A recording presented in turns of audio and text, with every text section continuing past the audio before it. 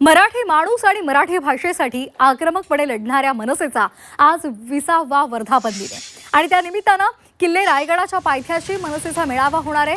या मेळाव्यामधून राज ठाकरेंच्या हस्ते मनसेच्या सदस्य नोंदणी अभियानाला सुरुवात होईल। मेळाव्यासाठी मनसेचे नेते कार्यकर्ते रायगडमध्ये दाखल झालेत। काही वेळात राज ठाकरे सुद्धा पोहोचतील। राज ठाकरे आधी रायगडावर जाऊन छत्रपती शिवाजी महाराजांना अभिवादन करतील आणि त्यानंतर मनसेच्या सदस्य नोंदणी मोहिमेला प्रारंभ होणार आहे। दरम्यान आज राज ठाकरेंचं भाषण होणार नाही असं बाळा नांदगावकर यांनी सांगितलेलं आहे।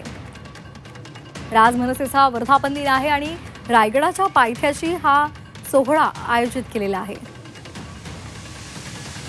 संपूर्ण महाराष्ट्रभर खास करून 10 तारीखपासून संपूर्ण महाराष्ट्रभर नोंदणी सप्ताह होणार आहे आणि 19 तारखेला गुढीपाडव्याची सभा। आतापर्यंत कसं होतं की 9 तारखेला सुद्धा साहेब भाषण करायचे आणि 19ला भाषण करायचे।